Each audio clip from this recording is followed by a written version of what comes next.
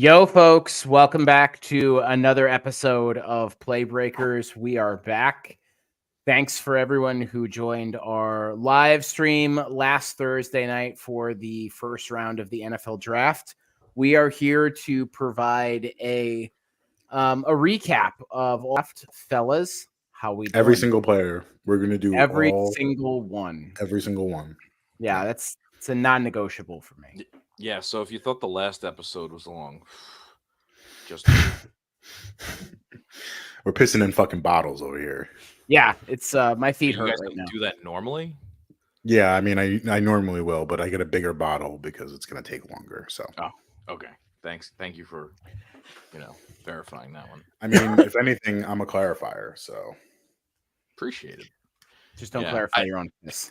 I mean, I don't know about you guys. I feel pretty good about this draft. So much I haven't even had the urge to drink in like the past week. As a Giants fan, that surprises me. It really does. Yeah, it's wild. Well, since you brought it up, Gatto, what do you say we go ahead and get into it? Fellas, what did we think about this installment of the NFL draft? It's like the high level. At the high level, I think I honestly felt like this might have been one of the more I guess like well managed, well decided drafts. I feel like there was a lot of logic behind a lot of picks and teams were actually addressing their needs. And we'll probably get into the few teams and exceptions where we might have been scratching our heads, but I think in terms of how teams went about the draft this year, I think they did quite a bit better than in previous years past. What do you guys think? I'm inclined to agree with you, Gatto. I think this was one of the years where everyone seemed to have like a good cohesive plan when it came to the draft, and they were bringing players in that made sense for them. I think my critique of the draft itself is just the draft itself. Like every year it becomes a bigger and bigger monstrosity, and it's cringier every single year. And I think I was just kind of numb to it over the last couple of years, but since we were doing that live stream, I was just sitting here. I was like, this is the dumbest fucking thing ever. Viewership did decline over TV and other mixed mediums during the live draft. So that was something that came about this. However, I believe they set a new record for attendees. So that number keeps climbing. Cool. Love that for them. I'm more important to them. They make more money that way. I couldn't be any more fucking sick of the draft, honestly. I love it. I've loved the NFL draft since I was younger. Because it really does tell the story of the NFL, and you can see like a franchise change. And like, I mean, we might have seen the Bears actually draft their first 4,000-yard passer, their next potential wide receiver one. And it tells a story of the seasons that, like going through history. The Eli Manning, was a huge thing for me. I remember watching that draft and like getting excited at the idea that we just landed Eli Manning. But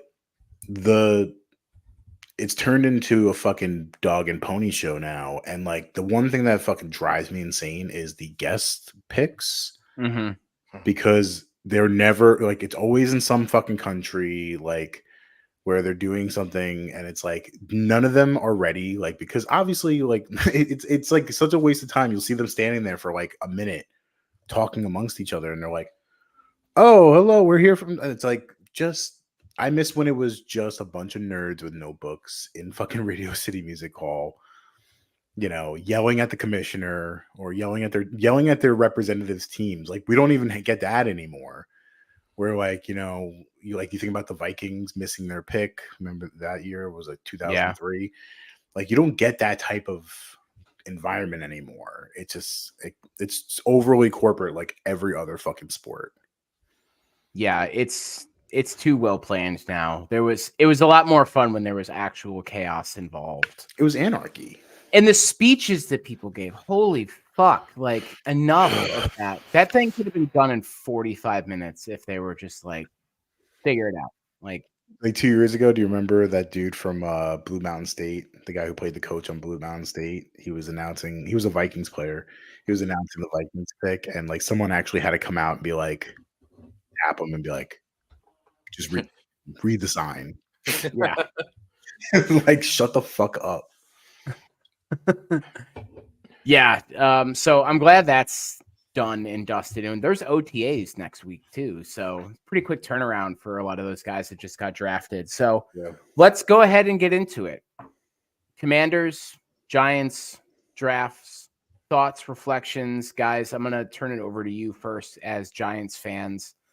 How do you think it went? Top to bottom, how are you feeling?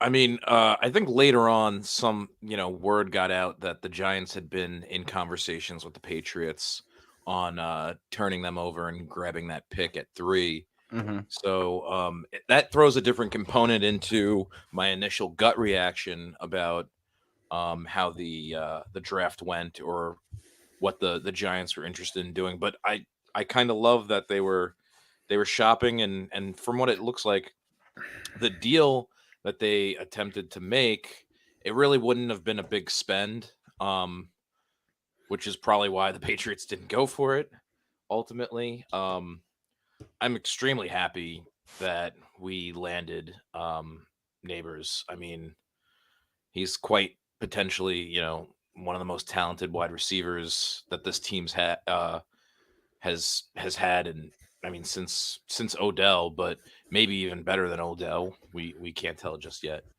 So initially, first round, that was great. Q, what's your feelings so far?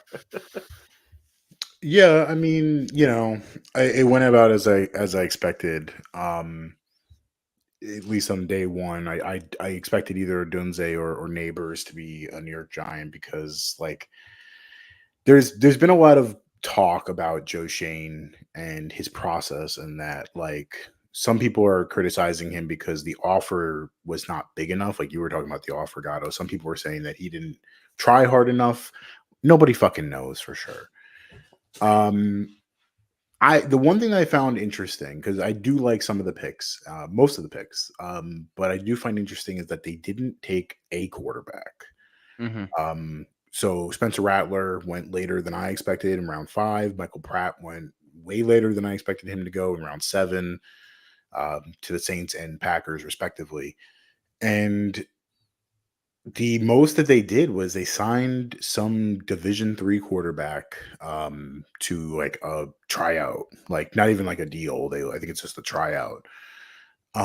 Who's is an interesting kid. He's like he's got a pretty good arm from what I've seen. But like they really didn't invest anything in the quarterback, so it will be Daniel Jones, Drew Lock, and Tommy Meatball.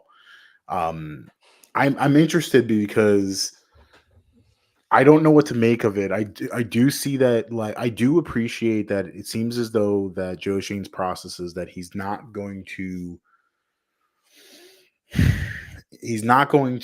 concede on a guy that he doesn't believe in, and like he clearly has a line of demarcation that he's not willing to go under, but it does kind of like it really dampens my expectations or my hopes for this season because we are literally stuck with Daniel Jones coming off of a serious neck injury and an ACL tear. Drew Lock, I have no idea, Yeah, guy that's you don't know made what in you're the going to NFL, get. guy that I did not love coming out of college either. I like him personally, but I didn't think much of him as an NFL prospect. And then Tommy DeVito, who is not good. So it's tough because, having Neighbors and Wandale and Jalen Hyatt and then also Slayton, who as your wide receiver 4, there's a lot to like about the receiving group. I'll talk about my favorite pick coming up, but there's so much to like. And then there's like so many feelings of like, we're not going anywhere this year. And then I started looking at the crop of quarterbacks next year and it's depressing. Yeah.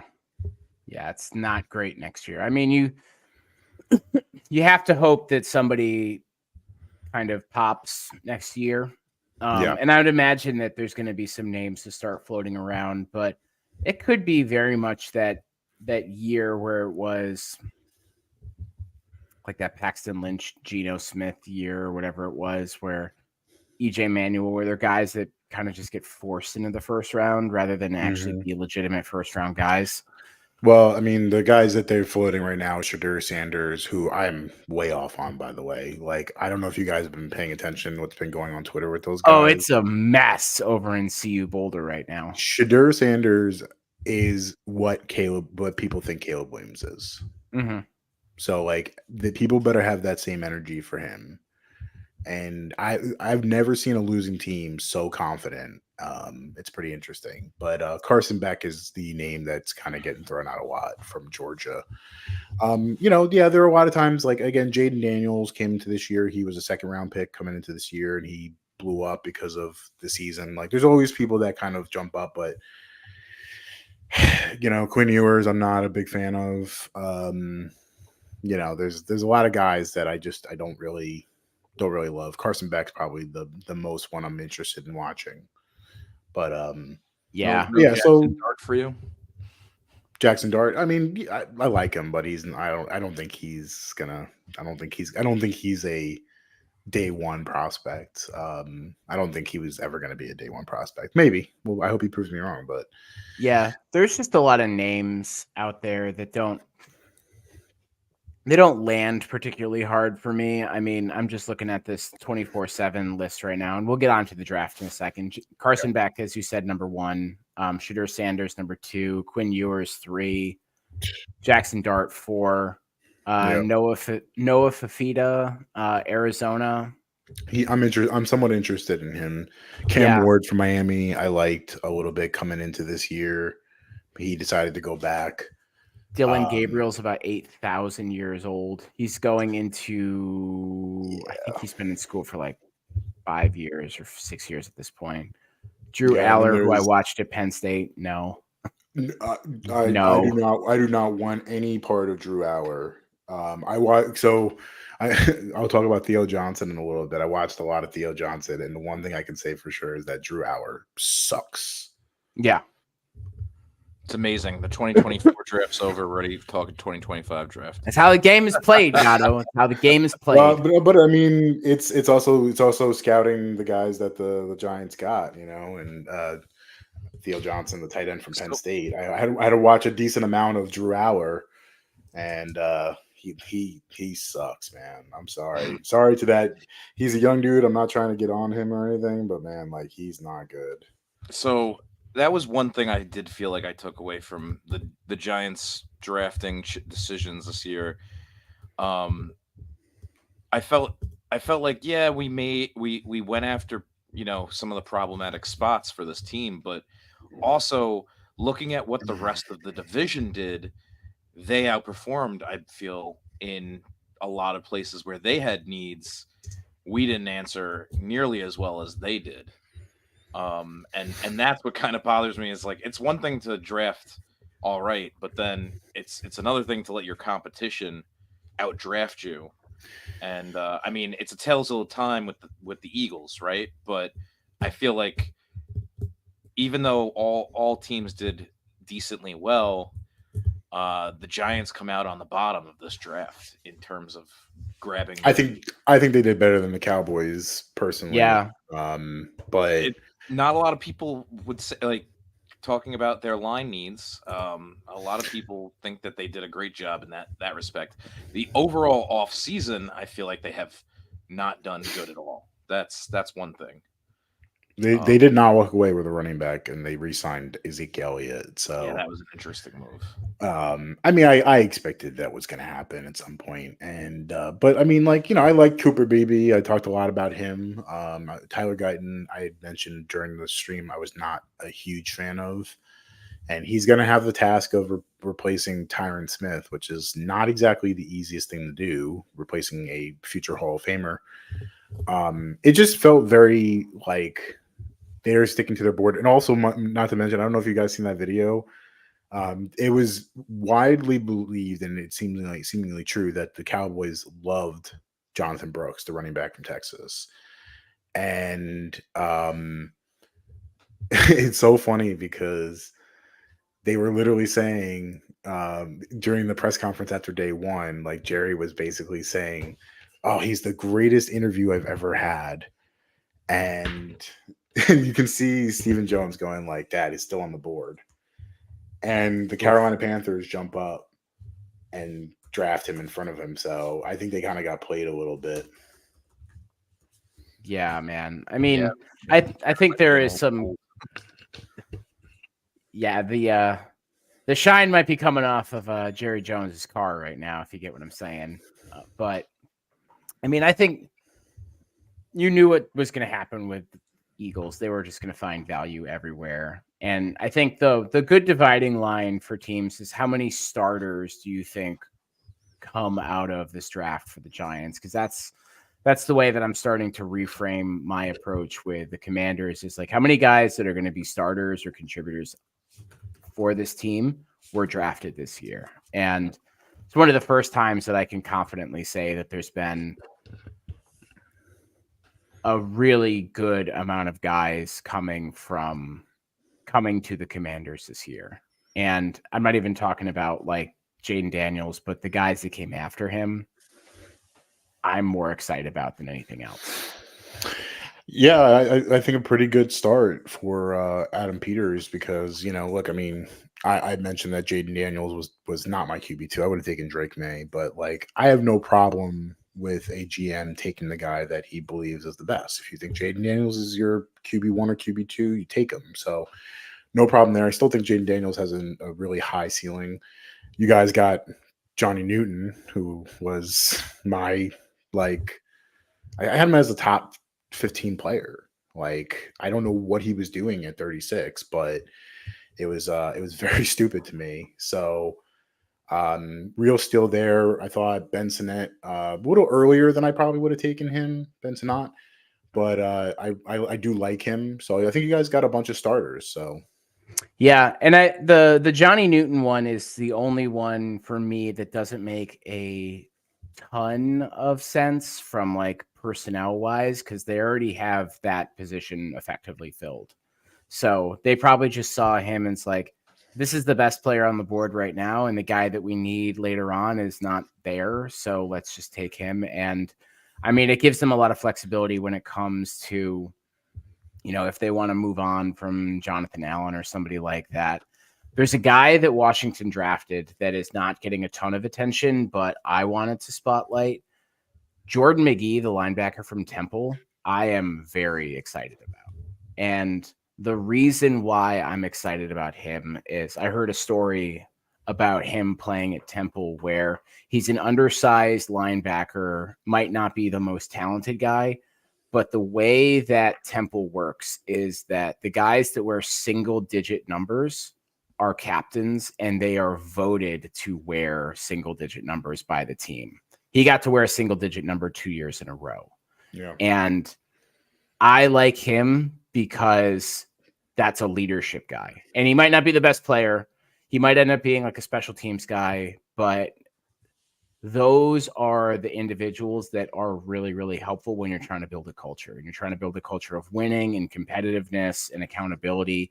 And it's not somebody that they've had in the past. And just looking at who Washington has brought in, a majority of the reviews that I was reading, like aggregated like grades that people were giving from across the board, it was like A's and A- for all the guys that they picked up. And I can't say that was ever like that in my life, because the team was ran by Dan Snyder and a bunch of goons. Now it's actually like a competent football team. And I'm excited for them. Like Jaden Daniels, yeah, I mean, number 2 pick in the draft, fantastic. I think the reason why they liked him more was because his ceiling was higher, just because he can run. I think or not his ceiling, but his floor was higher because it gives you that versatility. I do wish they would have found another offensive lineman in this draft, though. And that's kind of a little bit of a flashing yellow light for me, is that they only got one guy, I think in the 4th round or the 3rd round. Brandon Coleman. Yeah, I wish they had found another one in there too. Pretty athletic dude. I remember seeing he had like a 34, 35-inch vertical for a guy's over 300 pounds. Pretty athletic dude. Yeah, not a bad pick. I just wish yeah. they got another one in there. Yeah, I mean, listen, I this is my thing on with what, because Adam Peters took, I think he got a really good value on Johnny Newton for me, and then he made some very kind of questionable decisions for me later on. Like I think the first 3 picks he kind of nailed. Ben Sinnott, I think, was kind of a reach for me. Luke McCaffrey was a kind of a big reach for me. But I like when a guy makes decisive moves like that, because it gives you an idea of, like, a year or 2 down the road, you're going to really know, does this guy know his shit? Or, because consensus board is consensus board, right? Like, your thought process is your thought process, but like a lot of the good GMs will make decisions that's, on the surface seem maybe a little bit early or a little bit weird. And then all of a sudden, 2-3 years later, they look like fucking geniuses, or they look like fools. So yeah, Adam Peters made choices. He didn't really play it safe in this draft. So I think that's a notable, pretty good thing for him. Yeah, and I think the rationale behind Benson, not the tight end from Kansas State, was like, if we don't get him now, we don't know if we're going to be able to get him later on. And I didn't have Benson not that high, honestly. Yeah, I had other tight ends who went way later ahead of him, but yeah, I think they liked some of the other pieces to him. Like, I think their thought was like, this guy does everything pretty well, and you kind of have to pick and choose with the others that were out there. Like, this guy is a great pass catcher, or this guy's a great blocker. You're not going to catch both. And I think they said, why wait? Let's get our guy. And shortly after that, they also got Brandon Coleman at the 67th pick. So, all in all, I'm pretty good with it. I'm interested to see how Johnny Newton fits in, but I'm going to struggle with his name. Mike Sainristil from Michigan. As soon as they made that pick, everyone was like, this was fantastic. This was a great pickup. I'm like, okay, I'm down with that.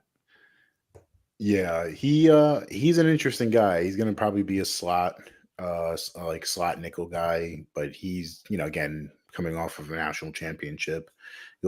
He's very twitchy. Like, he's got you need a guy like that playing in the middle of the field.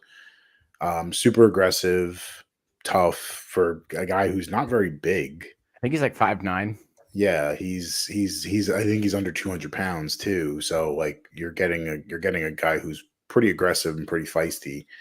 Kind of the guy that everybody needs on their team. So it was a good pick, and he's uber athletic. So your corners, I saw some Commanders dude who was streaming the draft. I can't remember his name. He's a Commanders fan. The Giants picked Neighbors. He goes, "Bad luck for you, Neighbors. You're about to get locked down by Emmanuel Forbes." And I'm like, I don't know about that, buddy. I don't know if I would have said that. I like you could say that. I'm not going to say that. But 5'9", 182 pounds for him. But I mean, I think if they're able to get Forbes back into a place where he can be good again, and they can plug Sainristil in, and Ben St-Juste is there as well. Yeah. If they can make this work with those guys and just get them back in a position where they can be aggressive rather than being reactionary, because that was the Jack Del Rio defense, was like, don't rush. Let's just wait for them to make a move. They can be the playmakers that they are, because that's the other thing about Sainristil, is that he's a turnover guy, and that's what Emmanuel Forbes was billed at as well. So yeah, I feel pretty good. Going back to the Giants, though, is there a player outside of Neighbors that the Giants drafted and you're feeling really good about? It's Theo Johnson. With that name? Yeah, I know it's not an NFL name. I know. I do subscribe to the Freakonomics idea that there is something important about a name, but He was like one of the guys that I was kind of watching, especially when they had him in for top 30 visits. Joe Shane loves drafting guys off his top 30 visits, man. Like it's also a little bit nerve-wracking that he drafts so many guys from his top 30 visits that you kind of like there's not a lot of camouflaging going on there of like who you want. Like people know who you want. But he was a guy, again, playing with Drew Aller, in my opinion, kind of stunted his growth a little bit. 6'6", 260, 33-inch arms, 10-inch hands, like fits all. Like his RAS, I think, was nearly a 10. So like he's from an athletic standpoint, like pretty much everything you want in a type of tight end.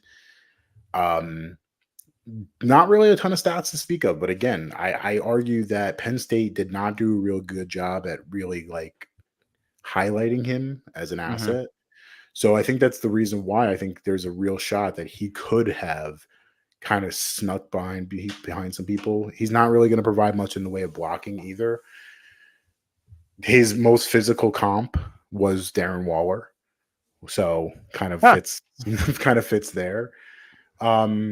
I really like him. I just think that he's kind of a lump of clay that they could really. And again, I had him as like a mid to late day 2 guy. They get him on day 3. It just works for me. And like they need a game breaking tight end that can attack the middle seam. And like that's what I was hoping Darren Waller was going to be for us, but like just wasn't consistent and wasn't ever healthy. So if we can get a guy who can attack the middle of the defense, like it's just going to free up Wan'Dale and Neighbors and everybody else. So, but I will say though, it was hard to pick because I really love the Tyrone Tracy pick, the running back from Purdue, converted wide receiver. He was an Iowa transfer. He's a little bit older, but again, I'm not ageist when it comes to NFL prospects. I just worry about older prospects because it typically means that you're not very good, or you had to keep going back, or you've had a bunch of injuries, so you keep getting additional years. Not really the case with Tracy. He was a wide receiver, didn't really do much at wide receiver. He transfers to Purdue. He played running back for 1 year, and this guy has elite contact balance. Like that is my biggest thing when drafting running backs. Find me a guy who has elite contact balance that you're not going to go down by a simple arm tackle. And he was pretty electric. His tape is really good. And I mean, yeah, I mean, everyone talked about like his 40 because he ran a 4.48, which is not super impressive. I thought he looked faster on tape. And then you realize that he ran a faster 10-yard split than Jalen Wright, who ran a 4.33. So he's just faster out of the gate. So he's got good short area quickness. He ran a 6.81 on the 3-cone, 40-inch vertical. He's explosive. So, maybe he's not going to run for 40, 50 yards every single play. We don't need him to. We need him to just be a difference maker. And catching the ball out of the backfield is also going to be pretty big for him. So, yeah, I mean, like he's, NFL stats gives him a breakdown of like an athleticism score of 886. He's 4th ranked amongst the 2024 running backs, and there's great value coming that late into the draft at round 5. At the end. I will say too about Tracy, 90.5 rushing grade in 2023. That was number 3 in the Big Ten. Yeah, so, he's. I mean, you're getting a guy in the 5th round, mid like with your second to last pick. And again, he only played running back for 1 year. So the thought process is that if he can grow within the position, like if he, a year or 2 from now, he really learns how to play the position better, like kid's going to be potential star. So what was he before that? Was he a wide receiver? He was a wide receiver. Yeah. He was at Iowa originally, transferred to Purdue, and literally they had him playing running back, and he went with it. Yeah, I remember seeing him when SU played Purdue, and SU won that game pretty handedly, so I didn't get to see a whole lot of him, but I remember them talking about it. One other thing to consider with Tracy is that because he's a converted running back and he's only been doing it for a year, coming from a position like wide receiver where you don't get a ton of contact, he's not walking into this new season with the same level of mileage that some of those other guys that got drafted, which is a plus, another right? thing. Yeah, that's another thing because we talk about the Jets taking Braylon Allen, like because there was a lot of Giants fans like, why didn't we take Braylon Allen? And I'm like, Braylon Allen has like 8 or 9 times the amount of carries this guy has, right? And Braylon Allen might be 20, and this kid's 24. But like the mileage that he has on him already, I mean, literally 146 career carries throughout his entire career. Tyrone Tracy. So, like, I mean, Braylon Allen has almost 1,000 in 3 years at Wisconsin. So, and again, another Wisconsin guy though, like they burn them out. Use those guys, yeah. You're seeing Jonathan Taylor already. He's starting to look. You're starting to see some slippage already with Jonathan Taylor. I mean, the biggest like flashing red light was when Monty Ball came out, and he was like their entire offense for the 4 years that he was there. And he came out, got drafted by the Broncos, and was immediately just like he was running like through mud. It's very rare. I think like maybe Melvin Gordon is probably the last guy to kind of come out that from Wisconsin that was like had a pretty decently long career, pretty successful for a bunch of years before kind of got burned out. Because like Jonathan Taylor, I mean, I loved Jonathan Taylor in college. He was so dominating, but I was like, man, he had like 1,100 career carries at Wisconsin. I'm like, yeah, I mean, every game was like a highlight reel game there. I'm like, he's been through the fucking ringer already, man. Monty Ball had like the total touchdown record there, the single season touchdown record. James White is the guy that backed him up, and he had a longer career than Monty Ball. But I mean, he was like very much not the priority there. It's almost like Peyton Hillis to the oh God, what's his name? The guy the Raiders drafted in like 2007 or 8 was the running back out of Arkansas. Do you know who I'm talking about? Darren McFadden. Yeah, Darren McFadden, yeah. Peyton Hillis was the guy that backed him up. And there was another backup. Felix Jones. Felix Jones, yeah. All had pretty good years. Certain years. Yes. Not long careers, but yeah. So, I mean, I look overall about the Giants draft. I think he attacked needs. And it kind of worries me a little bit is that like Joe Sheen is a very much a needs based guy. Like, I mean, I think you should just take the best player.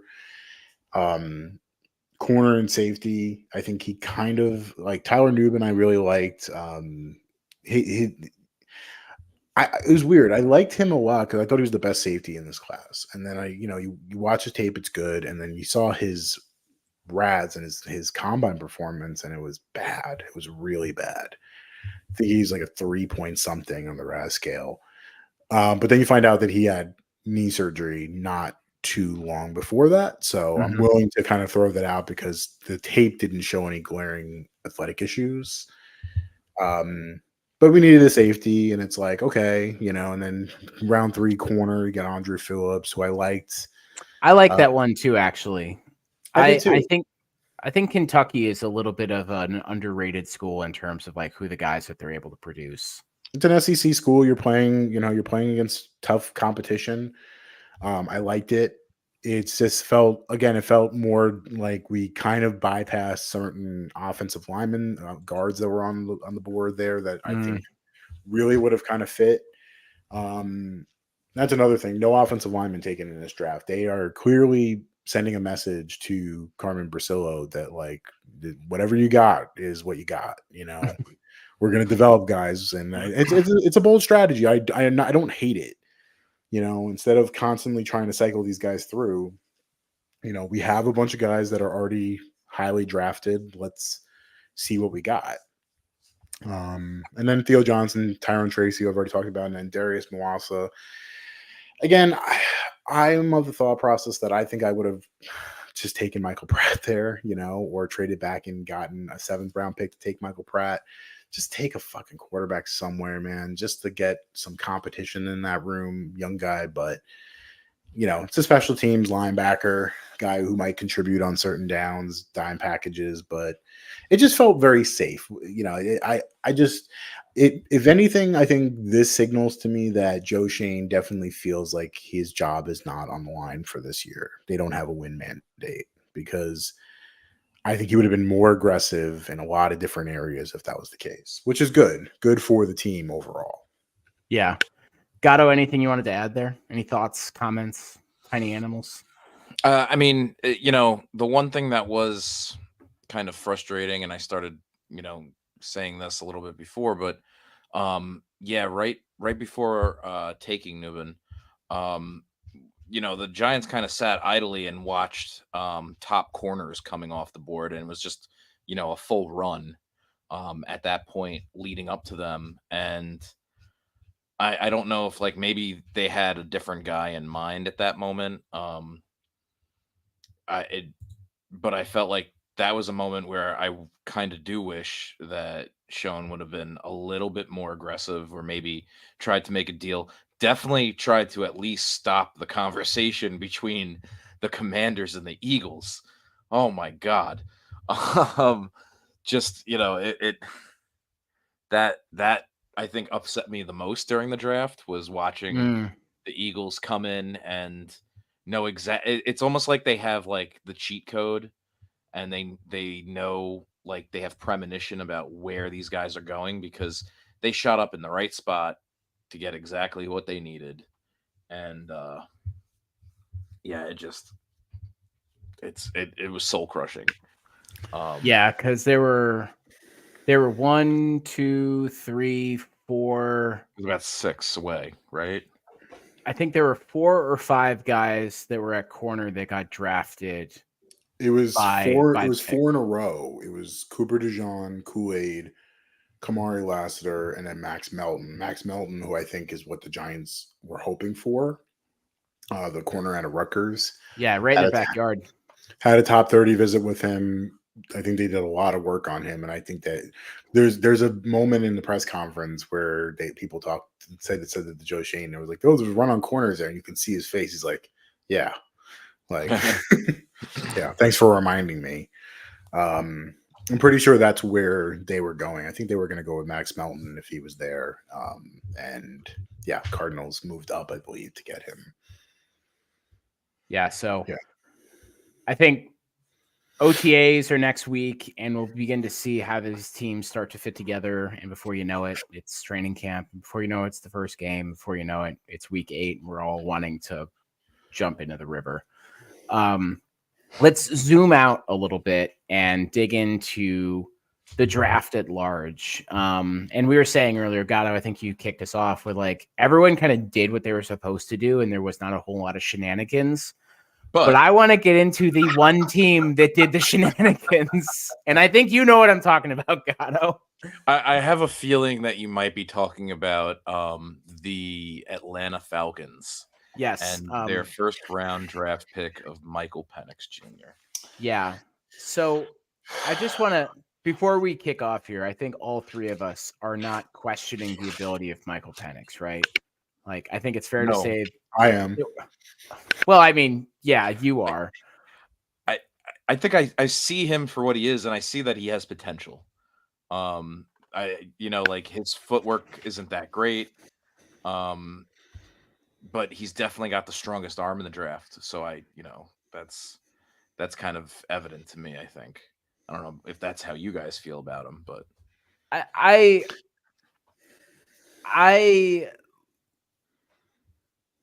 think he would have done fine sitting for a year and then being with a team that was like, I think he's got the chops to be able to play in the league. I think the problem that people have is just the injuries. I mean, 4 season-ending injuries is a huge red flag, and I don't care what the medical comes back on and says he's fine. Like, if I was involved in 4 different car crashes, like, my body would drive. Yes. So I don't question Penix the player. I question the decision by the Falcons to pick him there. And I think they try to do a lot of like rationalizing as to why they got him there, because ultimately, like, Kirk Cousins is on a 4-year deal, right? But technically it's only a 2-year deal because all of the guaranteed money runs out after not this season, but next season.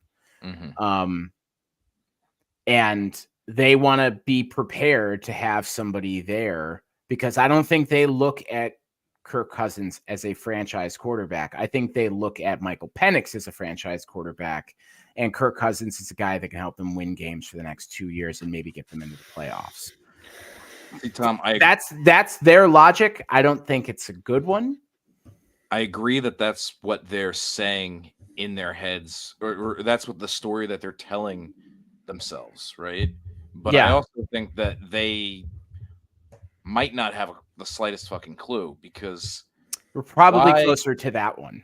Probably closer to that. Yes, and I think that this just kind of shows that, because like the money that is spent there, and then if your plan is like win it now but like invest in the future, the 8th pick overall, 8th or 9th, 8th, it's the 8th pick.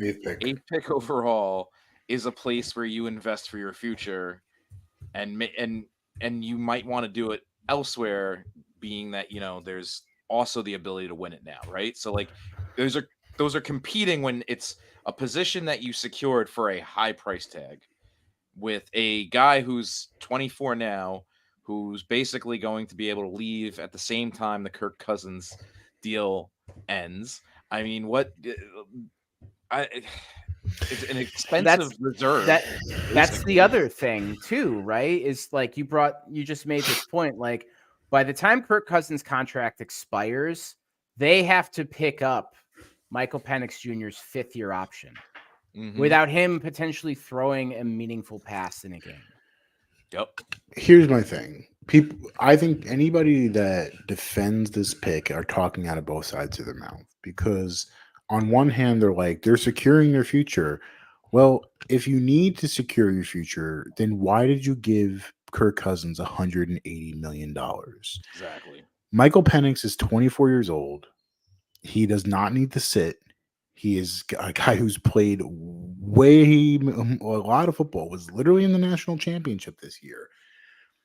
Him sitting provides almost nothing to him long term. He is not like, if they had taken JJ McCarthy at 8, I can at least say, okay, similar skill set to Kirk Cousins, just turned 21 years old. He's going to sit for 2-3 years. He's going to get bigger and stronger. He's going to learn the finer dynamics of the game. Okay, I can understand it. Still think it's a bad idea, because you signed Kirk Cousins. They tampered with Kirk Cousins. Kirk Cousins was buying real estate in fucking Georgia before the tampering period. But just one quick thing. If you sign Kirk Cousins, you draft Rome Odunze and you go for it. You go all in. They're trying to fucking hedge on a signing that they just made 2 months ago. And your recommendation for a guy who's coming off an Achilles injury in his late 30s is to draft a guy in the top 10 that no one had there, and a guy who's had 4 fucking season-ending injuries. Like, it makes zero fucking sense.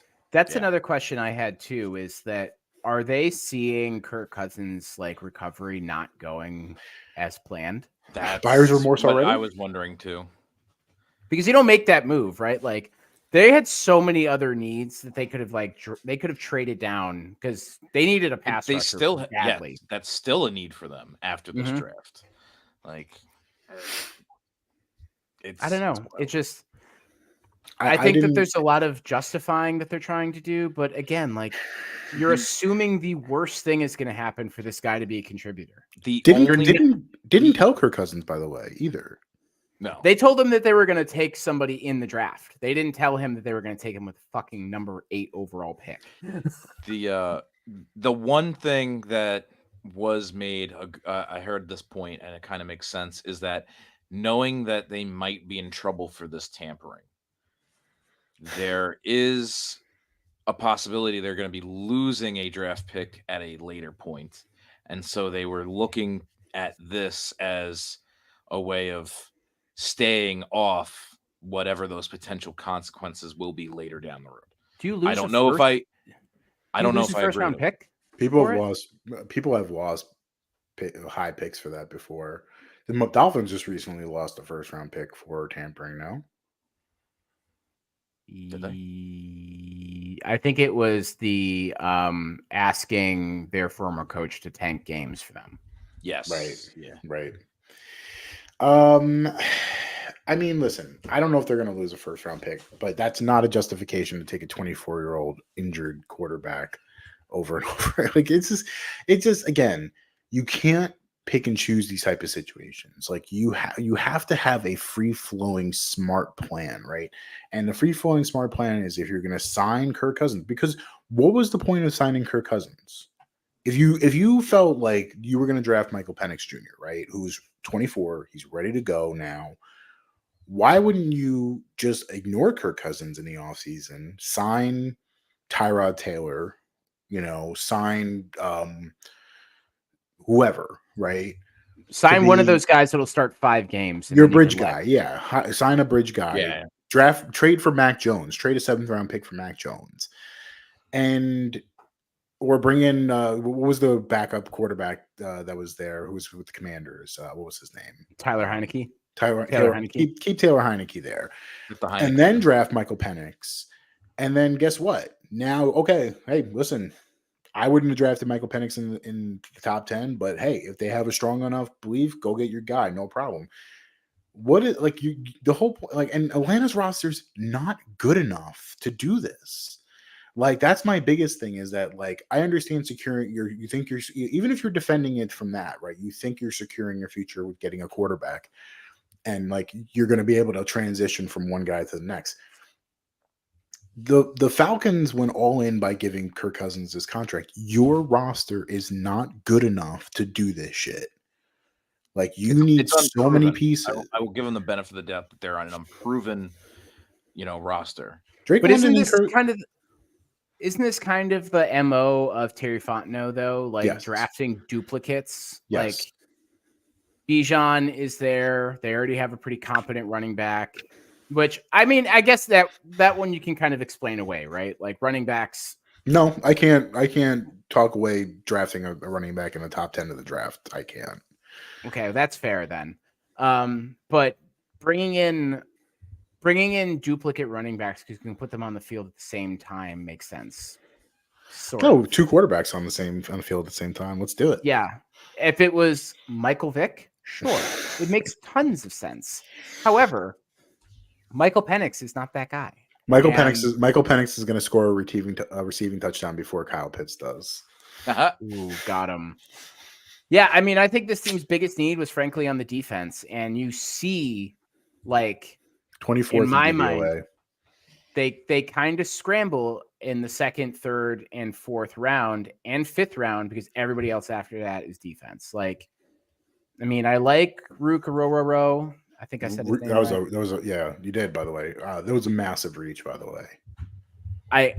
I think getting some of those defensive tackles from Clemson is never a bad idea because they just have a good way of just bringing them into the league. But you really needed an elite pass rusher for this team, and they swung and missed. They have not had a guy since John Abraham to be a pass rusher that is somebody you consider a top tier player. And Abraham was old at that point too. He was already, he'd already been on the jet. He was 34, 35 years old already at that point. Yeah. When he got signed there, and he actually still had a bunch of productive years, which is crazy how good John Abraham was. Yeah. I want to move on to another team that drafted another quarterback that kind of scratched my head. And I think you guys know which one that is. I'm going to say it's oh no, I thought it was going to be the Chicago Bears. Oh, no. I think they hit with, they finally made the right decision on the guy they should have got, but I'm already loving him there, by the way. Bo Nix. Bears. I don't get it. I don't see it. And maybe Sean Payton does. and his vision is to get the GM fired and then take over that role as well. You didn't hear, Tom? You didn't hear what sold them? Oh, his backpack with just like cleats and His tape in it. his backpack had all football stuff in it. He's all football. I'm so glad they drafted a guy who basically has the same backpack contents as a homeless person. By the way, Bo Nix, I had Bo Nix higher than Michael Penix, so Interesting. consider it a value if you want to at that point. I don't understand. Like, I mean, I get it from a standpoint for the Broncos. Like, Sean Payton clearly was not walking out of this fucking draft without a quarterback because, like, he's tired of waiting around. But like, some people, Bo Nix is an interesting one because there are some people who will defend him to the death and say that he's the next Drew Brees and whatever. And he certainly fits. If you ever seen Bill Parcells like needs for a franchise quarterback, his checklist, he pretty much fits that. And he did, and I will say, Bo Nix got a lot better every single year. But I don't trust people who do well in the Oregon offense and nowhere else because that offense is so screen based and but he's mature, he's smart, he knows what he's doing, but a lot of those touchdowns are kind of fluky, and I don't think they really translate to the NFL. I do like that they went out and got Troy Franklin to pair up with him, guy that he's familiar with. But yeah, I thought I would not have taken Bo Nix at 12. I just thought it was a reach. Hear me out though on this one. Most defenses basically lock you down to where all you can do is scramble as a quarterback or throw to the flats. So being that you're found their guy. They found their guy and look at the division that they're in, right? Now, especially with the Raiders kind of coming up and improving, or it looks like they're going in the right direction. This is probably what 90% of their throws will be. And if that's what it's going to be, like, there's your expert, right? Because is Jerry Jeudy even still there? What's going on there? I forget now. Cleveland. Judge Jeudy is in Cleveland. Judge Judy's gone. Great. They traded him. Yeah. Yeah. So that was mild improvement in my opinion. But Cortland Sutton is going to be he's just going to be a decoy for the Sean Payton offense, and they're going to have some sort of tight end everyman somewhere that will make all the plays, right? Because who was their tight end last year? Still there? Is it Albert? I called him Alberto. Amanawanu or something. No Font, I think. He was the guy who they were really jazzed about in the season last year, that he was going to be a difference maker, and he really wasn't. Yeah, he became kind of a non-factor, but maybe this will be his year. I think he's gone, by the way. Well, maybe it's not his year.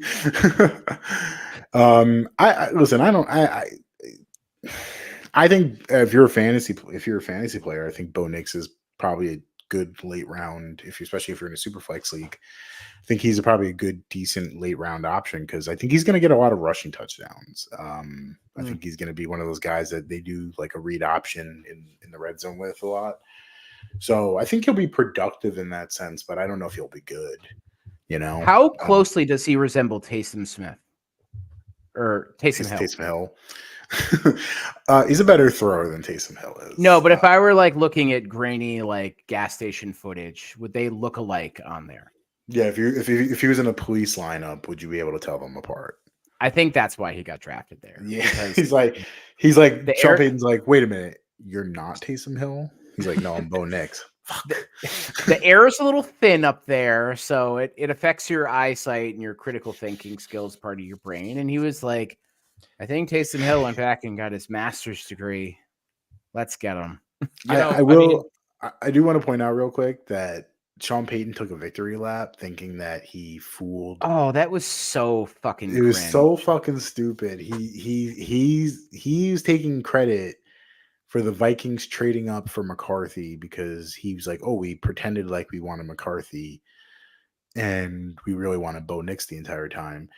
But ultimately, all he did was allow an AFC team to get draft capital from the Vikings. So essentially, a team in your conference just got stronger from doing that.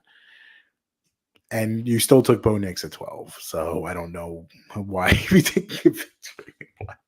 He's a genius, all right? Yeah. He's a genius. He had Drew Brees, and he made Drew Brees great. Okay? I would say it's the opposite. And I think most would. But that's the way that most people regard Sean Payton because he was able to get a couple winning seasons and get a Super Bowl or something. And now he's the greatest of all time that's left in the fucking game, apparently. He's just kind of overrated in some ways. Sure, good coach, but also kind of like They won a Super Bowl in 2009. Okay, Yeah. we were still in college at that point. yeah. And they were Um, also intentionally injuring star players and fucking yeah, Sean Payton got Giving to out sit out a penalties. year for that too. so yeah. You mean So- Kevin James? He coached Yeah. high school football for a year and learned the true value of friendship or some bullshit like I that. still can't believe that's a real fucking movie. I mean, if it Kevin James being in it makes it less credible because I'm like, yeah, he'll take fucking any job at this point. But going out even more, like, are there teams that you liked their drafts? The guys that they picked up outside of Giants, Commandos, like who did you see? Like, yeah, you all did pretty good. Speak on it. Speak on it. Yeah, no, I mean, like what they did in that first round, they could have just taken the rest of the draft off after that. I mean, it doesn't hurt having the number 1 overall pick, but getting that Aroma Dunes, oof, that's chef's kiss right there. That's beautiful. Yeah, stuff. that offense is going to be, if they can do it right, and I say that because it's the Bears and they've never done offense correctly. But if they can actually like put together a competent offensive game plan, that team can be really scary. Mm-hmm. Yeah, I like Detroit as well. I don't know if you guys felt that same way. Yeah, I liked their picks. I feel like they're kind of reloading and getting ready for some of those guys to walk in free agency. And they said, we need to get out ahead of this and bring in some guys. I feel like it's a safe bet grabbing a cornerback from Alabama with Terry and Arnold. I feel like getting him at 24 was some pretty good value for that pick, considering. 2 corners. Yeah, Mhm. then Ennis Rackenstra after that. Yep. The one that I'm looking at that I think they did really good and I'm actually really scared about, the Kansas City Chiefs. Like, they managed to fill a lot of the positions that they needed help with. I mean, Xavier Worthy going there is effectively like a Tyreek Hill 2.0. And bringing in a new offensive tackle is an area where they kind of struggled last year, but also bringing in the potential replacement for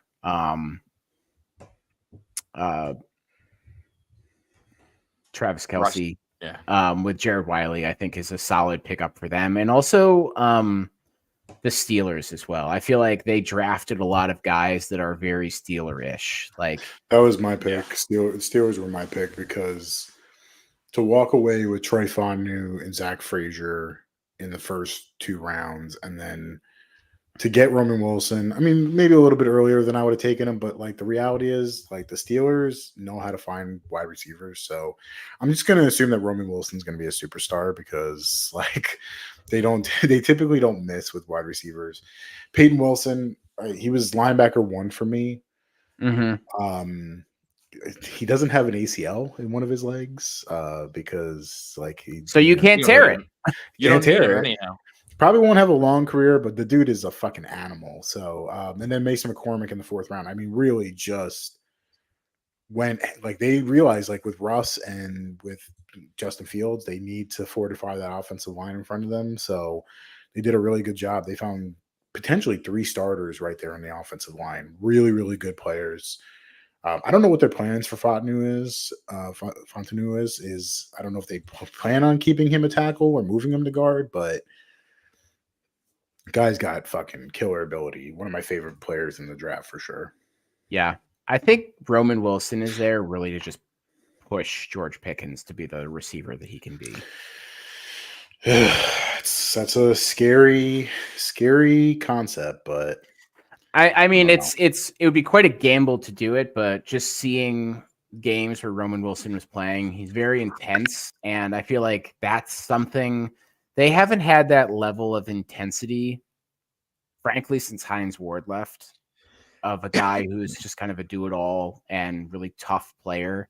And the guys that the Steelers have at wide receiver they're talented, but I don't feel like they've ever been like challenged to be better than what they are. And I feel like Roman Wilson is there to kind of put them on game, so to speak, and say like, I am not the most talented person out there, but I'm going to outwork all of you. Yeah, I agree.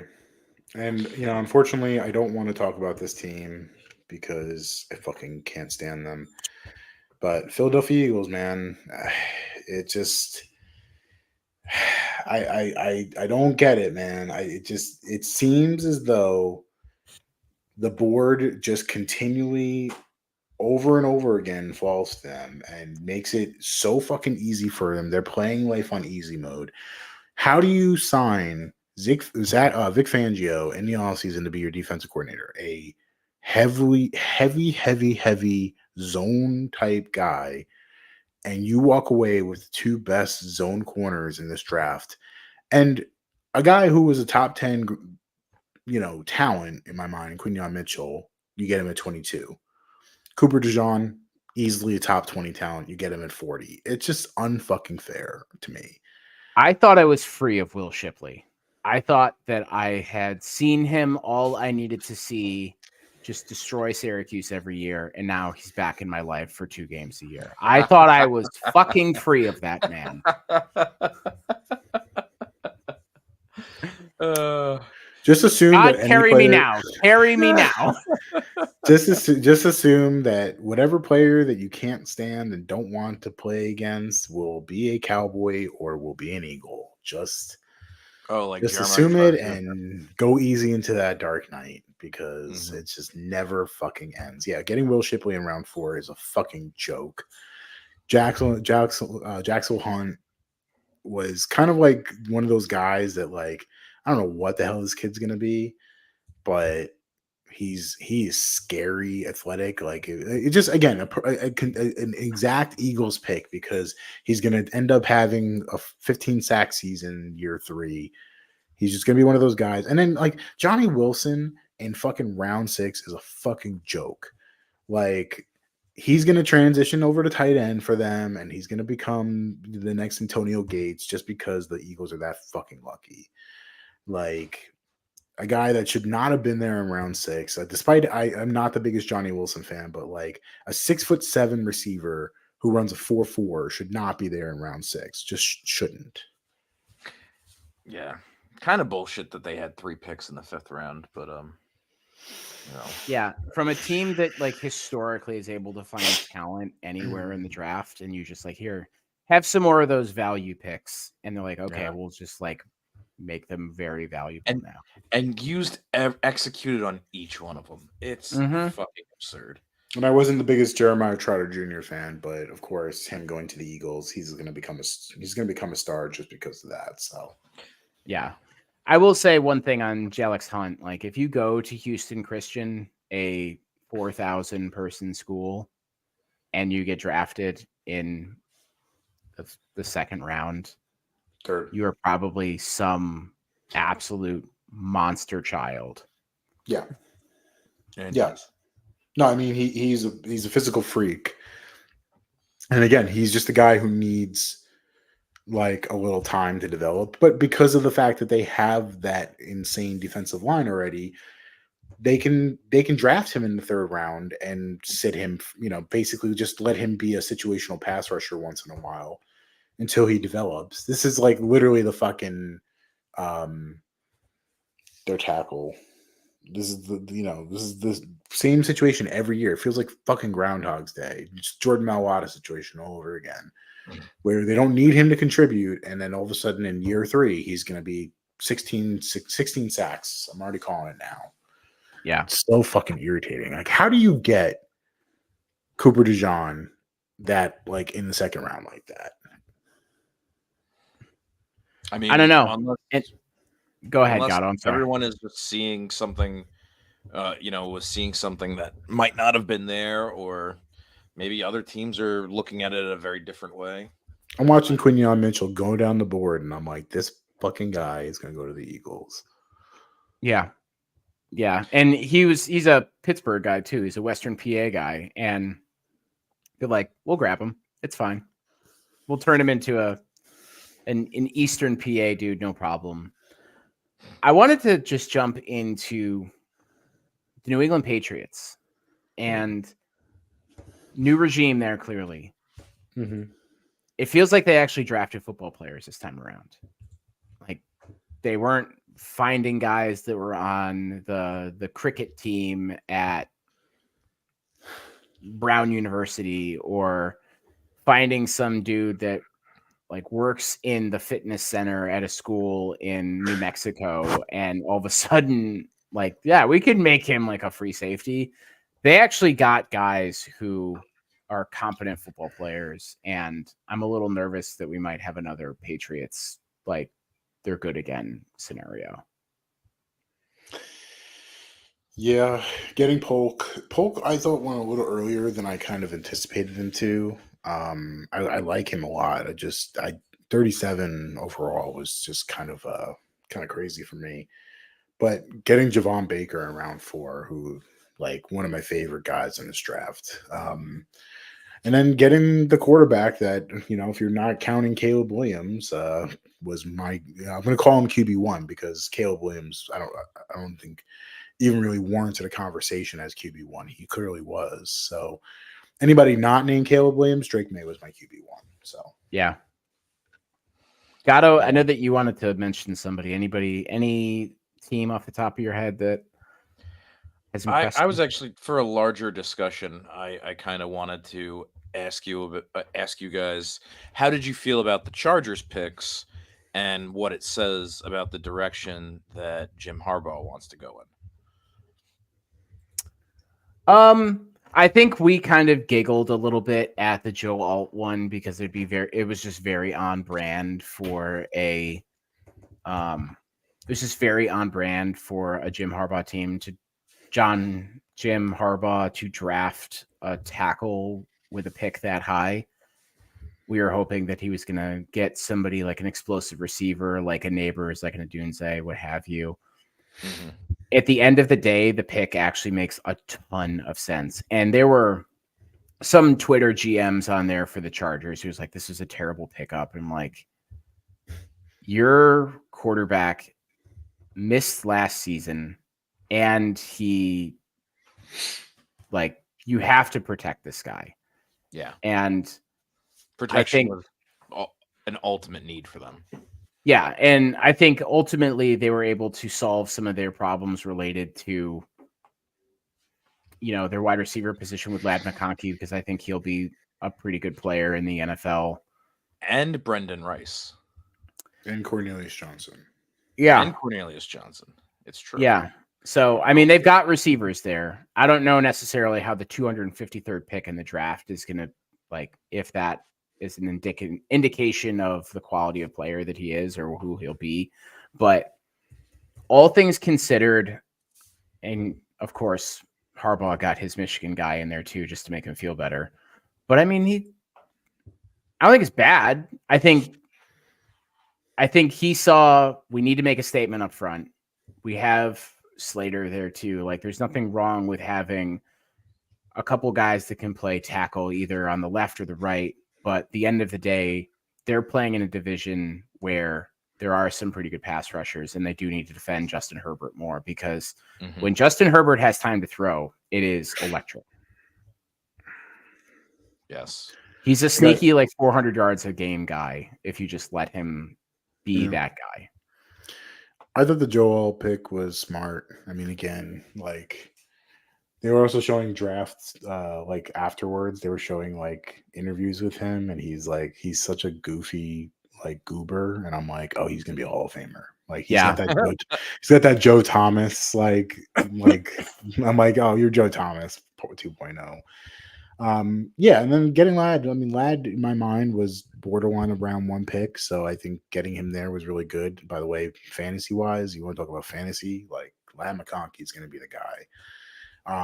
If they can salvage anything with Quentin Johnston and Josh Palmer, and then just like good picks like Junior Colson, I really liked. I know Michigan, it makes sense that he would take him, but then like Cam Hart, the corner from Notre Dame. I really like. You've seen him enough. Yeah. Exactly. Yeah. 6'3", 200-pound corner. A lot of good players in there. So I still think that at the end of the day, like I have to applaud him. I think it was a good move. Joe Horowitz being in charge there makes sense. There was a lot of like Ravens like BPA picks, in those rounds. So it kind of felt right that considering that he's there. Yeah. Yeah. I think, and just seeing how quickly he was able to turn around both the 49ers and Michigan, I think that Harbaugh will probably give them a spark and get some of those guys that have been a little demotivated over the last couple of years with Brandon Staley. I think he'll get the best out of them. Having Michigan guys too, it's good because you're also reinventing a culture in that organization. So you got guys that already speak your lingo, that know your system, that know how you operate, and they're going to be able to be translators for the rest of their teammates, especially if they're good teammates and leaders, which I think that's what he's getting at in Junior Colson for sure. Sure. Yeah, absolutely. Anybody that got drafted that you're rooting for in particular? Anybody that you saw come off the board and you're like, yeah, I want to root for that guy when he's in the league? That's an interesting one. How about you, Tom? What do you got? Keon Coleman, 100%. I was just thinking that one too. I was very critical of Keon Coleman because he's a physical freak of an athlete, but he just didn't produce the numbers that he should have at Florida State. But that opening press conference was awesome, where he's talking about the jacket that he got at Macy's, and he's listed out the price of how much it costs, and he's like, "Hey man, I'll take you there personally." And that one person's like, "I usually do my like shopping on Black Friday and Thanksgiving." He's like, "See, I don't do that. Like, you go and get your coats in the summertime." It's like, this is a man who understands things, and I think he's what that team needs because they've lost so much personality. I just hope that it'll translate to the field and he can turn into the guy that all of his specs say that he is. Yeah. I really enjoyed Xavier Leggette's press conference too. Like I did not understand a word he fucking said. He's so Southern. Yeah. But I him being Carolina kid and getting drafted to the Panthers, it was clearly somebody that they wanted and they coveted for a while. I had a feeling he was going to be a Panther. But I will say that I am rooting for Spencer Rattler. I think goes to the Saints in the 5th round. Again, feels like 2 years ago he was the consensus number 1 pick. Everyone thought he was going to be the Heisman winner that year. Doesn't lose a game at Oklahoma. He just maybe doesn't play as well as you'd hope. And then Caleb Williams just fucking takes over and just, becomes Caleb Williams. Ate shit at South Carolina for 2 years. Everyone has been saying that he's matured a lot. So I am rooting for him. He was a guy that I was hoping to get on the Giants on day 3. Didn't work out, but I think it was a smart move by the Saints because they are really locked in with Derek Carr for the next few years. They can't move off his contract. So and they're not bad enough every year to ever be in the top 10. They're going to have to take some swings like the Steelers do, where you just take a swing on a guy either in the late round or go get somebody. So I think it was a smart move. To that, and any picks out there, like in the first round or in any of the rounds that kind of had you scratching your head a little bit? The Atlanta Falcons, man. Yeah, I mean outside of them, because I think it was most of their picks that I was kind of sitting there and I'm just like, I don't understand a lot of what they're doing. A lot of it just felt very kind of janky to me. A lot of reaches, but I also said I will say, in their defense, I said that about the Lions a couple years ago. And I thought the Lions made some questionable moves, and it's worked out a lot. A lot has worked out for them. So I think you also do have to kind of give it some time and wait for things to develop. I think, Terry Fontenot is taking a lot of shit right now. And I think it's warranted, by the way, because like it's also the confidence is another thing I can't take. That was a Dave Gettleman thing. Like overly confident, like we nailed this shit, and it's like, well, no one really believes that, But we'll see. Gatto, you got anybody?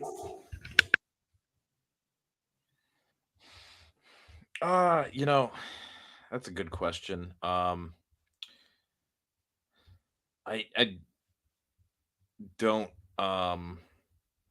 It's like it's so distracting with what happened with the like third tier quarterbacks in this in this draft that you kind of have to go, what the fuck? I mean, I don't, like sometimes it's hard to say, oh, this was like, a team's like what the fuck pick or what have you, because like maybe it's a wider need that I'm not seeing or anticipating that team needs. Felt like, the Jaguars themselves were another team that just kind of like, why are you doing that? Ricky Pearsall to the 49ers, also a little bit of a, well, what's the deal here? I guess like that. I liked that one though. I liked that one a lot. There was a little uncertainty at the time. Like, are you getting rid of Ayuk? What's the deal? Or is it to keep Ayuk because they used to be teammates, right? Yeah, they were teammates at Arizona State.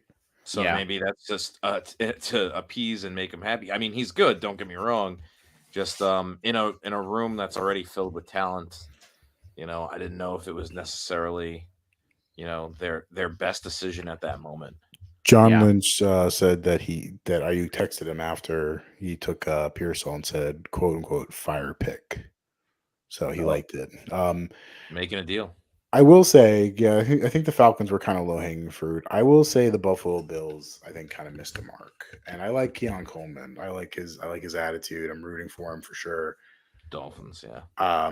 It just felt, again, another team that kind of went a little too safe, and I felt like they really needed to like trading down with the Kansas City Chiefs, a team that has continually owned you over the last few years. Just to let them get Xavier Worthy, a guy who could end up becoming their next, Tyreek Hill. I don't understand it. And they had the picks to make it something happen too. I mean, they had 10 picks in this draft. I honestly cannot can you think of one player that they drafted that's like really going to make like a huge impact for them? I honestly cannot think of a single player that they drafted. I like Cole Bishop, but a safety in round 2, again, like I've been talking about with the Giants, it feels a little too like we're addressing needs. We're not going after like potentially the best player. A couple guys on the offensive line. Ray Davis from Kentucky is a really good story. I really like. I really love his story. I'm rooting for. We're talking about guys we're rooting for. I'm really rooting for him. But round 4 in front of a lot of other running backs that I thought were way better. Audric Estime, for example, it just felt underwhelming to me. Yeah. Yeah. I mean, I think for a team that's lost so much in the offseason of their identity, and they've lost pieces year over year since that divisional game against the Chiefs, they've continued to just like strip away what was really working for them. Yeah.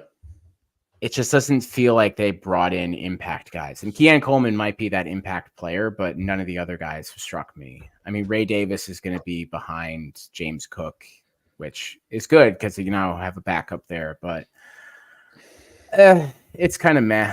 The Jets were kind of meh for me as well. I like Malachi Corley, but all the other guys were kind of, I mean, Jordan Travis, drafting him, I don't know. Round 5 too was. I knew the Giants were fucked on quarterbacks when I saw Jordan Travis go around 5. I'm like, I thought Jordan Travis was going to be a priority free agent. He's getting drafted early day 3. I was like, we're not getting a quarterback in this draft at all. Yeah, so I wasn't terribly thrilled with theirs too, because I feel like they needed to make some more of a splash. I will say I think they made smart moves early. Like I think Olu Fashanu and I like Malachi Corley. Braylon Allen, who's one of my guys. Braylon Allen, I mean, he's a fucking unit, man. Like he's big, he's strong, and like he's not gonna have to be the star here. He's gonna be, second fiddle to Brees Hall, and then getting Isaiah Davis too, the running back from South Dakota State. So they loaded up on running backs, and then they get Quantez Stiggers, who like was my really deep sleeper in this class. He is a CFL player, corner for the Toronto Argonauts. He's got professional experience too, so yeah, I believe he was Defensive Player of the Year for CFL last year. He's a very, very interesting kid. Plus, he's got a star name, Quintez Stiggers. Man, he's got star name. So yeah. Actually, you bringing up Fash now made me think about the Tennessee Titans and their kind of what the fuckery with their reaches and stuff too. So that is another one. Latham was a good pick. I think that was a safe pick, but all of theirs were just, these are very, I've never seen a list of guys that were more Tennessee Titans players in this list. Yeah, that's kind of fair. But that's not necessarily a good thing in this context. And that's the problem. No. I mean, I think there are teams that definitely made splashes and got guys that can help immediately. JC Latham, I'm sure he's going to be an impact blocker in the league.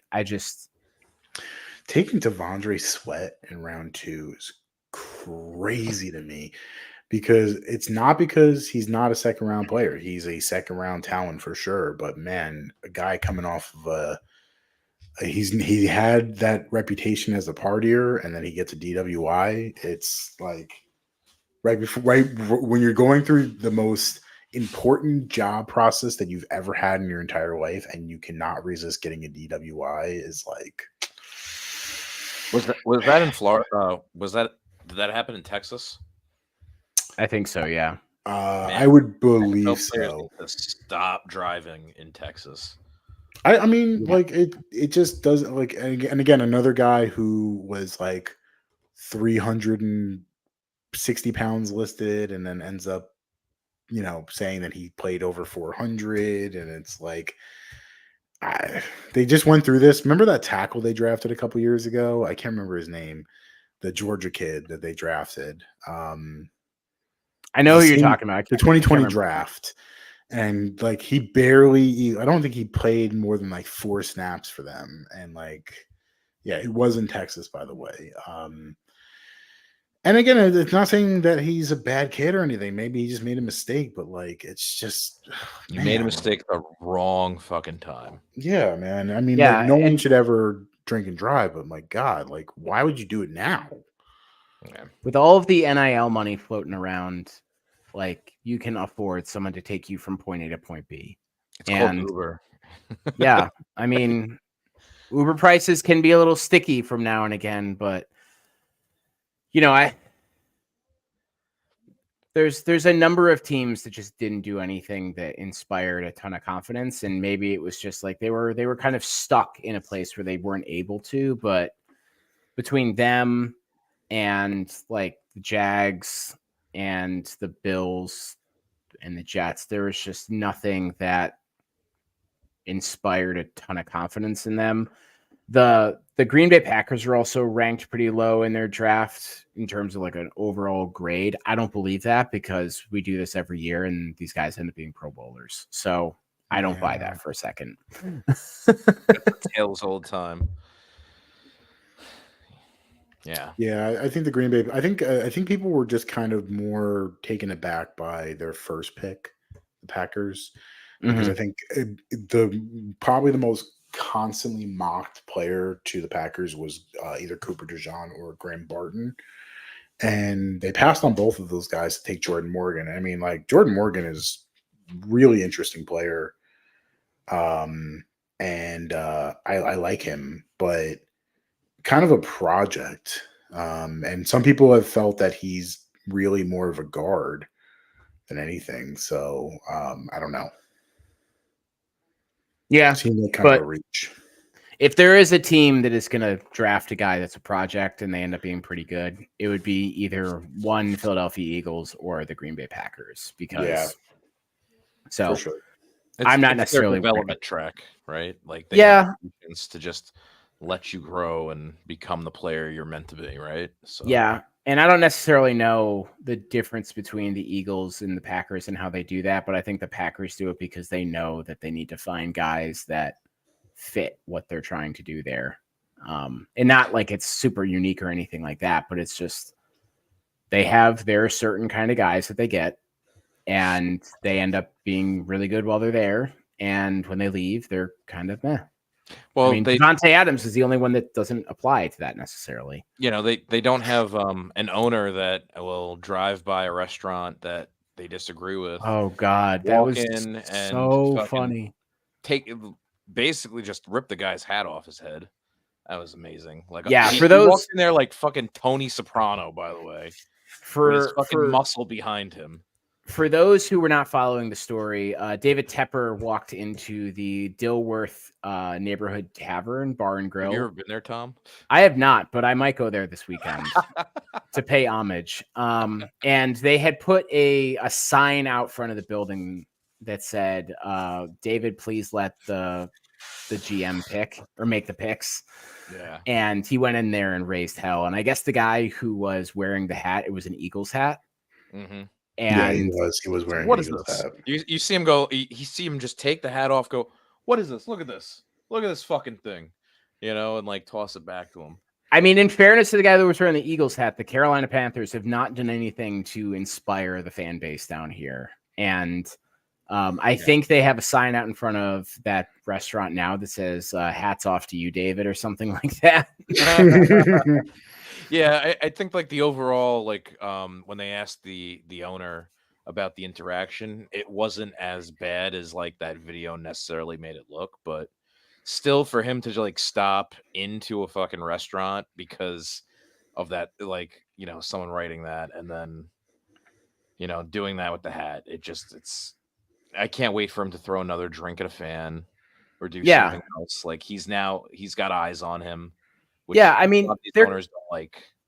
There could have been a way that was handled that makes David Tepper look like a normal human. Like he could have gone in there and had that conversation and say, like, you know what, we're going to sit down and have lunch and we'll buy everybody in here lunch or whatever. And, you know, we'll throw a draft party here or something. Like the guy is so insanely rich. Like, yeah, he needs to do something to inspire some goodwill other than bragging about the number of concerts that they have at Bank of America. He should do what Josh Harris did and buy up, you know, 2,000 tickets to the upcoming 76ers Knicks game just so Knicks fans can't come down and pollute their arena. Yeah, I'm really conflicted about that one, actually. That's my owner now. What an interesting phrasing. Pollute. I mean, what word would you have used? Seize. Yes. Capture. The means of cheering? Yes. Yeah. There we go. I mean, for what it's worth, Josh Harris did that when they officially bought the team. He bought they had a big celebration party at FedEx Field, and he bought everybody their drinks there. So yeah, because he's cool. That's how you inspire goodwill for people. And I just don't think David Tepper has that kind of understanding that you want to be an owner that nobody knows. Yeah. And you don't want to be the owner that everybody knows and doesn't like. Yeah, just ask Jerry about that one. Yeah. He must get 1,000 death threats a day. Jura Jones. Armed Texans. Jura Jones. Well, that does it for me, guys. Any other thoughts, comments on the draft? Anything that we should be keeping an eye on moving forward? No, but now I have an urge to drink, so look at you. All right. Well, if that's it. That's it. That's it, folks. You've endured another episode of the I was gonna almost said it. You were about to dead name our old show. Look at you. There you well, that does it for another episode of Playbreakers, folks. We hope you enjoyed this kind of mini draft breakdown, and let us know what your impressions are of the draft are as well. Who you liked, who you didn't like, what teams you think won this draft, and which ones are kind of from not a place of strength. Also, if you want to do us a favor and give us a like and a comment and rate and review our show, we'd much appreciate it. We'll be back with more information. We have to kickstart our divisional breakdowns again. I think it'll be a little bit spicier with the draft up and done now. But until then, folks, you have a wonderful rest of your week, and we'll talk to you soon. Yeah, keep pounding.